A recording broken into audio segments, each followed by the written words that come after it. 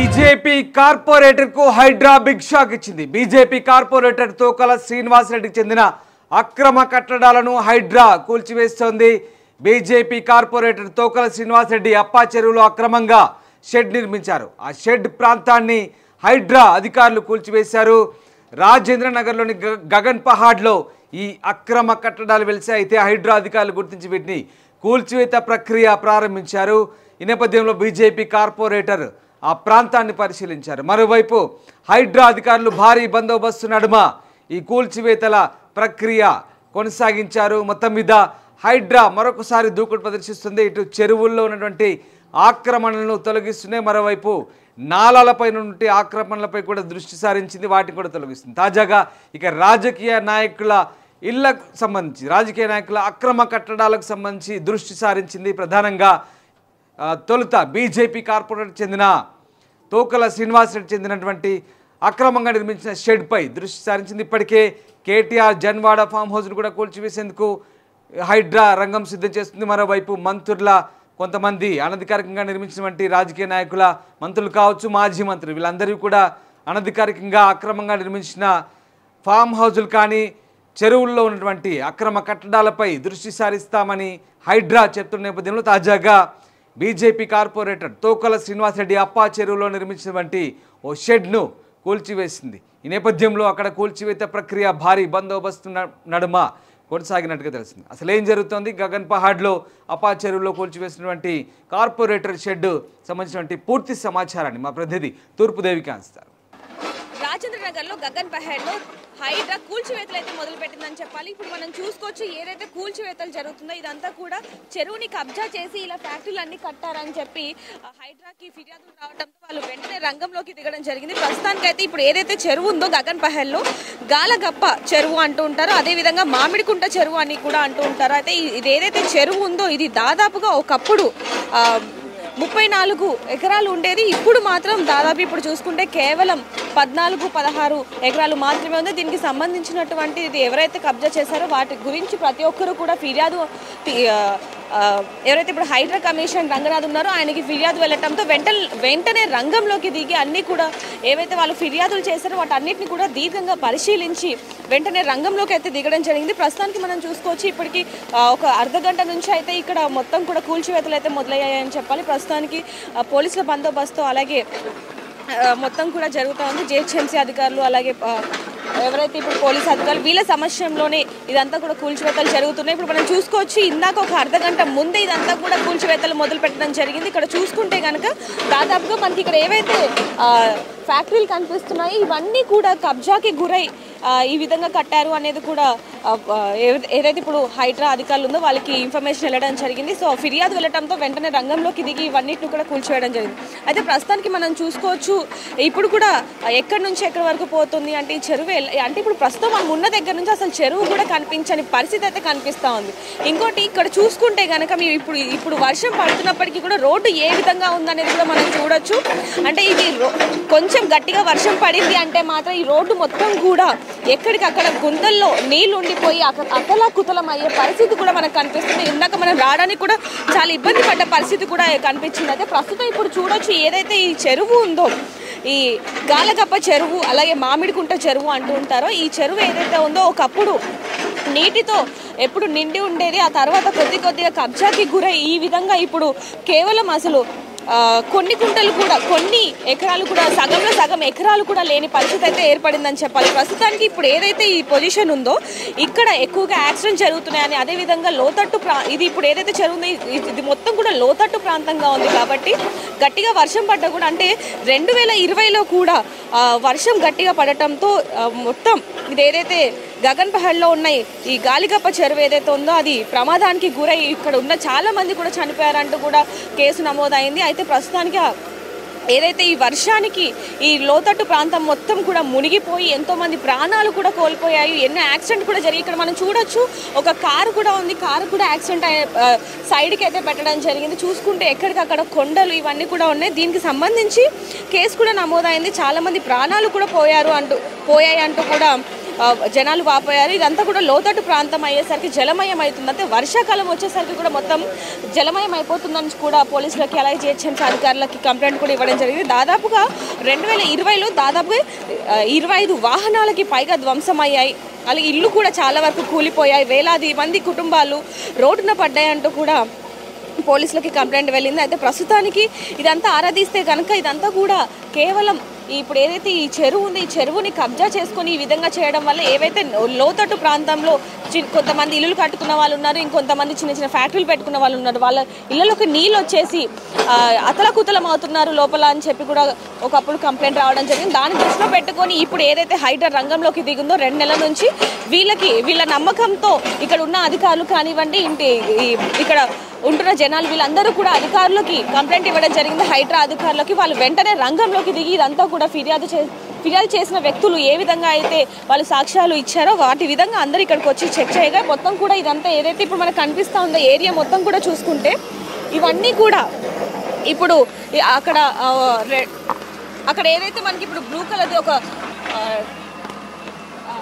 Drum కనిపిస్తుందో అక్కడ నుంచి ఇటు సైడ్ చూసుకుంటే ఈ ట్రాన్స్ఫారం బ్యాక్ సైడ్ వరకు కూడా మొత్తం పోయే ఛాన్స్ ఉందని కూడా హైడ్రా అధికారులు చెప్తున్నారు. అయితే ప్రస్తుతానికి ఇక్కడ మనం చూసుకోవచ్చు ఏదైతే ఇక్కడ ఉందో ఇందులో కొన్ని ఫ్యాక్టరీలు కూడా బీజేపీ వాళ్ళకి సంబంధించిన ఫ్యాక్టరీలు ఉన్నాయి అంటూ కూడా కొంతమంది చెప్పడం జరుగుతుంది. అయితే ప్రస్తుతానికి ఏదైతే ఈ చెరువు ఉందో ఈ చెరువు కారణంగా అంటే ఈ చెరువుని భూ కబ్జా చేసి ఇక్కడ ఫ్యాక్టరీలు ఇల్లు కట్టుకున్న వాళ్ళందరికీ కూడా ఎలాగైనా సరే ఇప్పుడు ఇవన్నీ కూడా ధ్వంసం చేయాలి. మళ్ళీ మేము అంటే ఒకప్పుడు 2020లో ఏదైతే జరిగిందో ఇప్పుడు మనం కొద్ది రోజుల నుంచి కూడా చూస్తున్నాము. ఇది వర్షాకాలం అవ్వటంతో చాలా మంది ఇబ్బంది పడుతున్న పరిస్థితి ఏర్పడిందని చెప్పాలి. అయితే ఇప్పుడు కూడా కొద్ది రోజుల క్రితం కూడా కురిసిన కుండపోత వర్షానికి ఈ నేలమట్టం ఏదైతే ఉందో ఈ రాజేంద్ర నగర్లో ఇప్పుడు ఎక్కడైతే కూలుస్తున్నారో ఆ ప్రాంతం మొత్తం గగన్ పహాడ్లో ఈ చెరువు చుట్టుపక్కల మొత్తం కూడా నీటితో నిండిపోయి గల్లీలలో నీళ్లు చేరిపోయి అదేవిధంగా డ్రైనేజీలు పొంగిపోయి అక్కడ ఉంటున్న ఇంటి వాసులందరూ కూడా ఎంతగానో ఇబ్బంది పడ్డ పరిస్థితి అని కూడా కొంతమంది చెప్తున్నారు. అయితే ప్రస్తుతానికి ఇది ఏదైతే ఉందో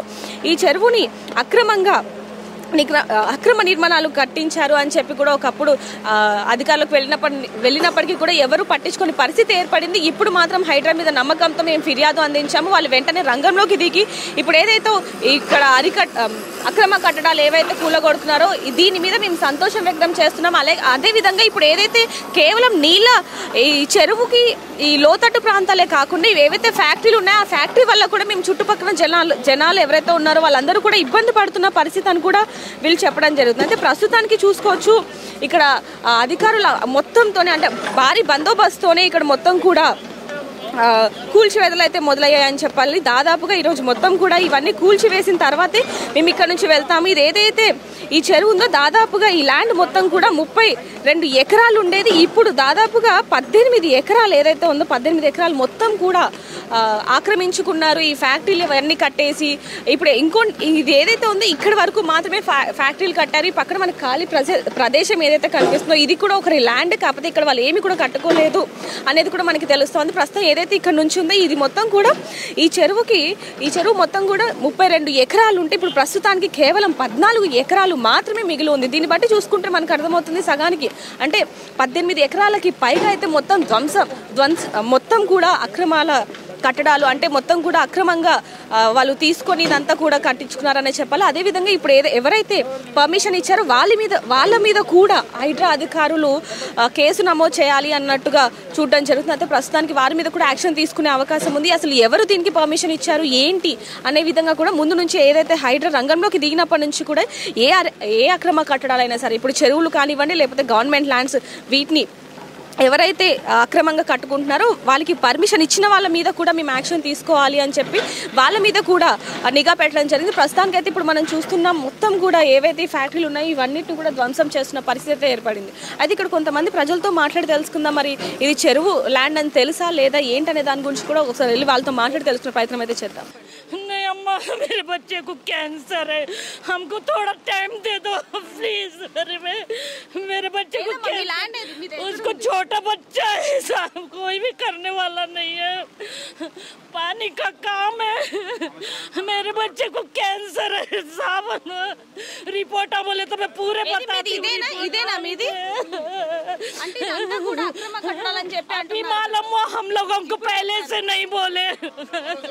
వీళ్ళకి కేవలం ఇప్పుడు మాత్రమే చెప్పారు, ఇంతకు ముందు కూడా ఏ ఆర్డర్స్ కూడా ఇవ్వని పరిస్థితి ఉంది. కాబట్టి మా బాబుకి క్యాన్సర్ ఉంది, మాకు కొంచెం సమయం ఇస్తే మేము ఏదో ఒకటి చేసుకుంటాము అని చెప్పి కూడా వాళ్ళు చెప్పడం జరుగుతుంది. ప్రస్తుతం చూడొచ్చు ఇప్పుడు ఎంత బాధపడుతున్నారు ఏంటనేది. ఇప్పుడు ఏదైతే ఇప్పుడు ఈ ఫ్యాక్టరీ కనిపిస్తుందో ఈ ఫ్యాక్టరీ కూడా వాళ్ళదే. ఇక్కడ ఎన్ని ఇయర్స్ నుంచి ఉంటున్నారు? तेलुगु नहीं आता, नहीं रिक्वेस्ट करते हमको थोड़ा टाइम दे दो, हम लोग खाली कर देते सर.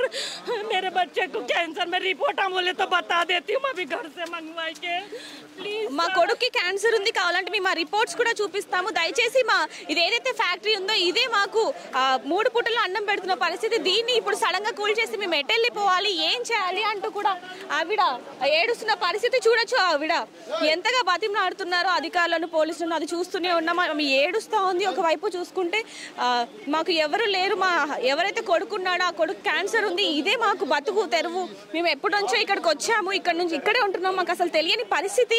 ఇది ఒక చెరువు కబ్జా ఏదైతే ఇప్పుడు చెరువు ఉందో దాన్ని ఆక్రమించి కట్టారన్న విషయం కూడా మాకు అసలు తెలియదు. ప్రస్తుతానికి చూడొచ్చు ఆవిడ ఎంతగా ఇబ్బంది పడుతున్నారు, ఎంతగా ఏడుస్తూ వెళ్తున్నారు అనేది కూడా మనం చూస్తూనే ఉన్నాం. మేము ఇంకా మా వాళ్ళని తీసుకొని వస్తాను కూల్చకండి అని చెప్పి పోలీసులకి దండం పెడుతున్న పరిస్థితి కూడా కనిపిస్తూ ఉంది. ఒకవైపు చూసుకోవచ్చు పోలీసులు ఆమె ఏడుస్తూ ఎంతో బాధను మింగుకొని మరి వెళ్తున్న పరిస్థితి కనిపిస్తూ ఉంది. ఇక్కడ చూసుకుంటున్నాము ఏదైతే ఈ ఫ్యాక్టరీ ఉందో దీంట్లోనే కొంతమంది ఉంటూ ఉంటారు. ఇప్పుడు సడన్గా కూల్ చేస్తే మేము ఎటెళ్ళాలి, మా పరిస్థితి ఏంటి అని చెప్పి ఆవిడ పోలీసులని విన్నవించుకున్న పరిస్థితి కూడా మనం ఇప్పుడు చూస్తూ ఉన్నాం. ప్రస్తుతానికి చూడొచ్చు ఇక్కడ ఏవైతే ఫ్యాక్టరీస్ ఉన్నాయో వాళ్ళ ఓనర్స్ మొత్తం కూడా ఇక్కడికి రావడం జరిగింది. ఇప్పుడు ఇందాక మనం చెప్పుకున్నట్టుగా ఏదైతే ఇక్కడ ఉందో ఇక్కడ వరకు కూడా మొత్తం కూల్ చేస్తారు. అంటే ఇదంతా కూడా FTL పరిధిలో ఉంది. ఇప్పుడు ఏవైతే ఇప్పుడు మనం చూసాం స్టార్టింగ్ నుంచి ఇక్కడ వరకు కూడా ఇదంతా కూడా ఈ ఏదైతే ఇప్పుడు చెరువు ఉందో ఆ చెరువుకి FTL పరిధిలో ఉందని చెప్పొచ్చు. ఇప్పుడు వెంటనే వాళ్ళు ఇక్కడ చెప్పడంతో వీళ్ళందరూ కూడా దేవుడు సామాన్లు ఇక్కడ మనం చూసుకోవచ్చు గణేష్ దేవుడు సామాన్లు ఏవైతే ఉన్నాయో అవన్నీ కూడా వాళ్ళు తీసుకెళ్ళి ఇప్పుడే చెప్పడంతో లోపల ఏమైతే ఎక్కువ విలువ చేసిన వస్తువులు ఉన్నాయో వాటిని అన్నింటినీ కూడా ఇప్పుడు కార్లోకి తీసుకువెళ్తున్న పరిస్థితి చూసుకోవచ్చు. అక్కడ చూసుకోవచ్చు వాళ్ళన్నీ కూడా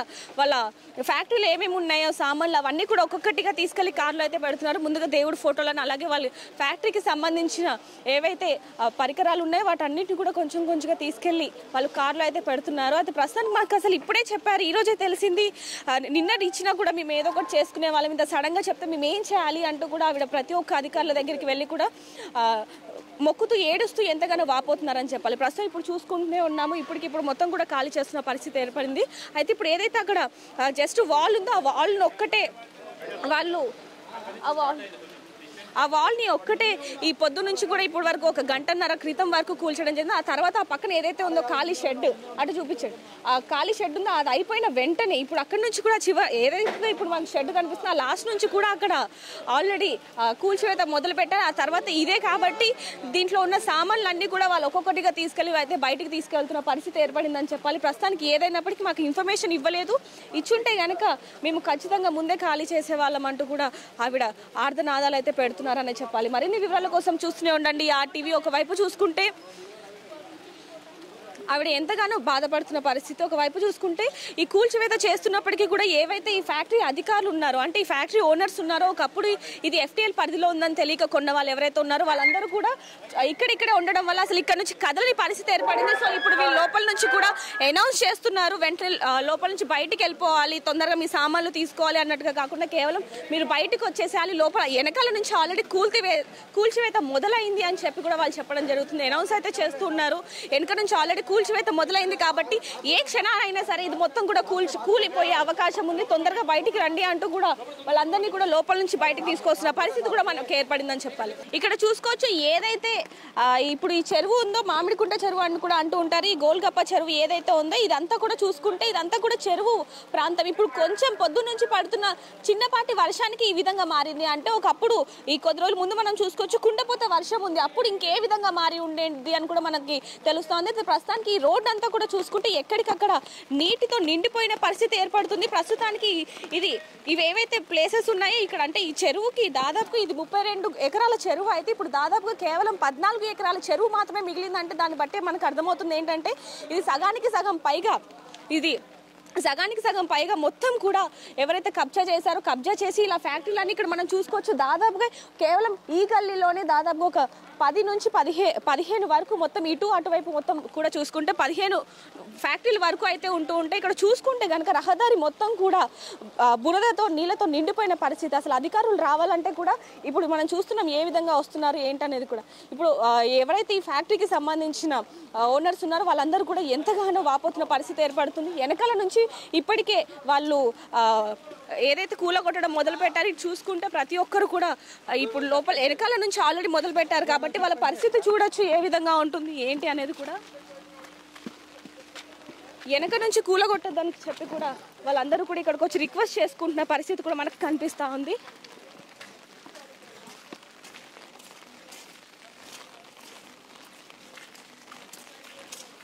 ప్రస్తుతానికి ఇంత వర్షం పడుతున్నప్పటికీ కూడా వాళ్ళ ఏదైతే మా స్థలాలు ఉన్నాయో అవన్నీ కూడా పోయే పరిస్థితి ఏర్పడిందని చెప్పి ఒకవైపు కూడా చూసుకుంటే ఇటువైపు వర్షం పడుతున్న మేము మా పనిని కొనసాగిస్తూనే ఉంటామని చెప్పి ఒకవైపు హైడ్రా అధికారులు అలాగే జిహెచ్ఎంసీ అధికారులు వీళ్ళందరూ కూడా చేస్తుంటే మరోవైపు ఏదైనప్పటికీ మేము మా స్థలాలను కాపాడుకుంటాం. ఇదంతా కూడా ఈ చెరువు కబ్జా చేసి ఇక్కడన్న విషయం కూడా మాకు తెలియదు అంటూ కూడా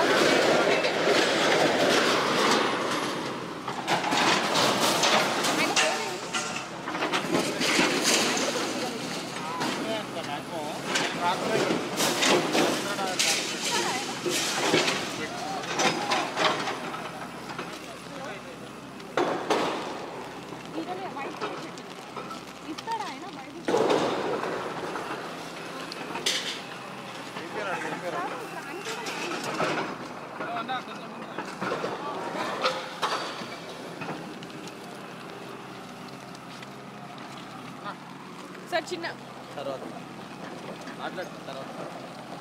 ఇక్కడ మనం చూసుకుంటే కనుక ఈ ల్యాండ్ అంతా కూడా ఒకవైపు బీజేపీ ఎవరైతే ఈ పర్సన్ రికార్డ్ అవుతుందా ఒక్క నిమిషం.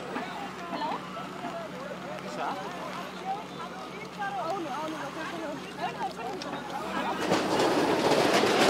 ఇక్కడ చూడొచ్చు మనం ఒకవైపు కూడా చూసుకుంటే ఆవిడ కాళ్ళ వేళ పడుతున్న పరిస్థితి ఏర్పడుతున్నప్పటికీ వాళ్ళు మాత్రం మీరు ఇక్కడ నుంచి వెళ్ళిపోండి ఇదంతా మాది కాదు అంటే పైనుంచి ఆర్డర్స్ వచ్చే మీరు ఇక్కడ నుంచి వెంటనే వెళ్ళిపోండి అని చెప్పి కూడా తల్లి కొడుకులకు చెప్పడం జరుగుతుంది. వాళ్ళు ఎంతో నిరాశతో కన్నీరు మున్నీరే వెళ్తున్న పరిస్థితి కూడా మనకి ఇక్కడ కనిపిస్తూ ఉంది. ఒకవైపు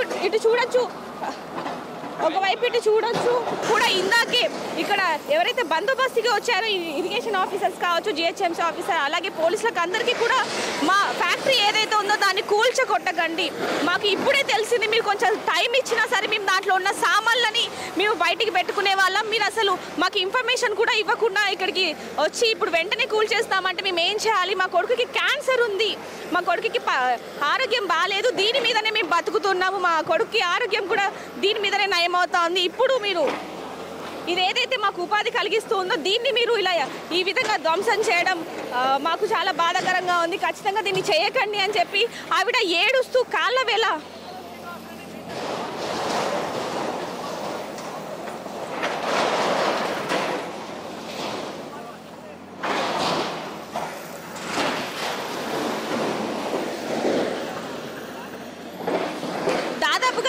ఇప్పుడు ప్రస్తుతానికి ఇక్కడ ఏవైతే ఉన్నాయో దాంట్లో సగానికి సగం మొత్తం షెడ్లు కూడా ఆయనవే అన్న విధంగా తెలుస్తుంది. ఇందాక మనం వెళ్ళి మాట్లాడినప్పటికీ కూడా ఆయన నేను ఇప్పుడు ఎవరితో కూడా మాట్లాడను అని చెప్పి ఇక్కడ నుంచి వెళ్ళిపోయిన పరిస్థితి కూడా కనిపిస్తా ఉంది. అయితే ప్రస్తుతానికి ఆయన మీడియా ముందుకు రావడానికి కూడా ఆలోచిస్తున్న పరిస్థితి ఏర్పడిందని చెప్పాలి. ప్రస్తుతానికి ఆయన ఇప్పుడు ఏమి చేయలేని పరిస్థితి అని చెప్పొచ్చు. ఇందాక అంటే పొద్దున్న నుంచి కూడా ఆయనకు కూడా సడన్ గా ఇక్కడ నుంచి ఫోన్ రావడంతోనే అంటే ఇక్కడ ఏవైతే ఆయన ఫ్యాక్టరీకి సంబంధించిన వర్కర్స్ ఉన్నారో వాళ్ళ దగ్గర నుంచి ఫోన్ రావడంతో ఆయన ఇక్కడికి రావడం జరిగింది. వెంటనే ఇక్కడికి రాగానే అధికారులు వాళ్ళకి చెప్పినప్పటికీ కూడా ఈయన నో అని అంటే ఇది నిజంగానే అక్రమ కట్టడాలు కాబట్టి అంటే చెరువుని కబ్జా చేసి కట్టారు కాబట్టి ఆయన కూడా ఏం మాట్లాడిన పరిస్థితి అయితే కనిపించిందని చెప్పాలి. ప్రస్తుతానికి మాత్రం ఇక్కడ ఎన్నైతే షెడ్స్ ఉన్నాయో దాంట్లో ఎన్ని అని చెప్పకుండా సగానికి సగం షెడ్స్ అయితే ఉన్నాయని కూడా మనకు అధికారులు కానీ లేకపోతే ఇందాక మనం మాట్లాడినట్టు వాళ్ళు కూడా చెప్పడం జరిగింది. అయితే ప్రస్తుతానికి మాత్రం ఇవి ఏవైతే ఉన్నాయో ఇప్పుడు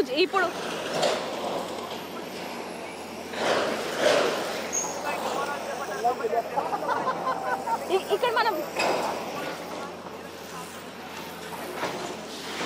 మనోజ్ ఇక్కడ మనం చూసుకుంటే ఇక్కడ నుంచి అసలు చెరువు కనిపించని పరిస్థితి ఏర్పడింది మనోజ్. ఇక్కడ చూసుకోవచ్చు అసలు ఇక్కడ నుంచి కూడా చెరువు ఉందా లేదా అనే క్వశ్చన్ మార్క్ కూడా మనకు కనిపిస్తుంది. అసలు ఒకవైపు చూసుకుంటే చెరువు అంతా కూడా ఈ నీటితో అంటే చెరువు అంటే నీటితో నిండిపోయి ఉంటుంది. ఇక్కడ మాత్రం మొత్తం కూడా చెరువు అంతా కూడా పిచ్చి పిచ్చి మొక్కలతో రాళ్లతో రప్పలతో మొత్తం కూడా నిండిపోయిన పరిస్థితి ఏర్పడింది. అయితే దాదాపుగా ఈ చెరువు ఒకప్పుడు మొత్తం కూడా కలకలలాడేది, ఇప్పుడు మాత్రం ఇలా ఎండిపోయిన పరిస్థితి. అయితే ప్రస్తుతానికి ఇప్పుడు వర్షాకాలం అవ్వడంతో అయితే ఇంకోటి ఏంటంటే మనోజ్ ఇక్కడ వీళ్ళు చెప్తున్నది 2020లో బాగా అంటే అతి భారీగా కురిసిన వర్షానికి ఈ చెరువు మొత్తం నిండిపోయింది. అదేవిధంగా ఈ చెరువు చుట్టుపక్కల ఏదైతే ఉందో ఇందాక మనం రోడ్లు కూడా చూపించడం జరిగింది మనం.